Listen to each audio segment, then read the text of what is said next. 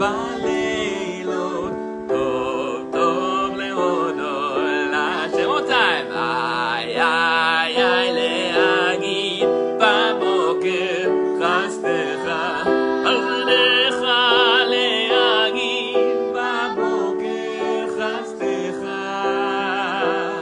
ve'emunatcha baleylot, ve'emunatcha baleylot, tov tov lehodol Hashem,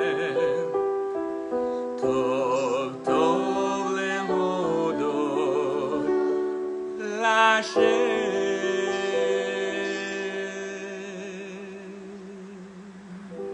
Beautiful. A calling is that innate feeling within a person, I believe, that you know what you want to do. And people say, I don't know what I'm going to do in the life. That doesn't mean that you need to know from the age of 5, but eventually one achieves this, or there's this epiphany that occurs, and one says, yes, this is what I want to do. And I want to talk about an epiphany that occurred to a person thousands of years ago who had a name, Abram. Abram was walking down the street one day minding his own business, when all of a sudden he began to hear voices. So there were a few options. Number 1, he had had too much Shabbos wine.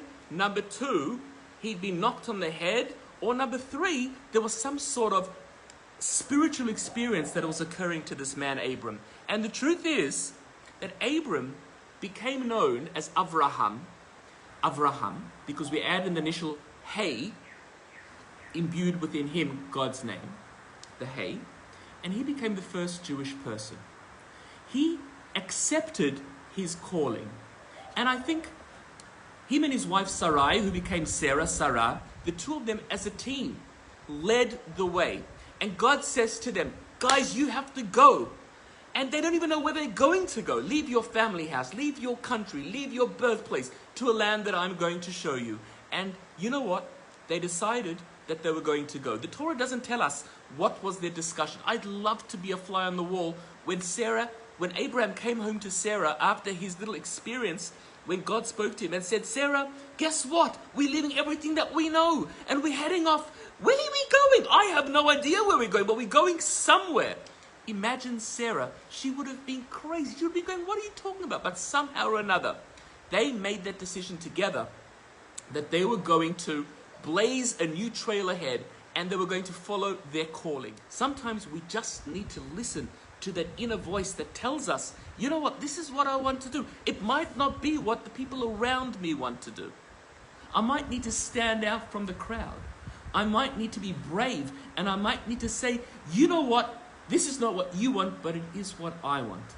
And obviously with the utmost humility and care in the way that we express it. But sometimes when we hear that calling, we have to move forward with it, because you know what, it makes all the difference. I can tell you from personal experience, and I can tell you from the experience of Abraham and Sara, who came all those thousands of years before us, and if not for them, we would not be here listening to us on Zoom and on Facebook right this very moment, because they were the trailblazers. They made that decision. There is one God. There is one God, and we will follow that one God. The very idea of monotheism stemmed from that conversation between Abraham and his inner voice, God, when God says, Lech Lacha. All from this very, very parasha this week. So everybody, let me say to you, if you don't go to shul tomorrow, just know that parashat Lech Lacha is the very beginning of us as a people. The journey of the Jewish people begins with the story of Abraham and Sara. Sara and Abraham, they're interchangeable, because without one, without the other, we would not be here. The two of them together were so powerful in their way in which they set the scene for the narrative of Jewish history.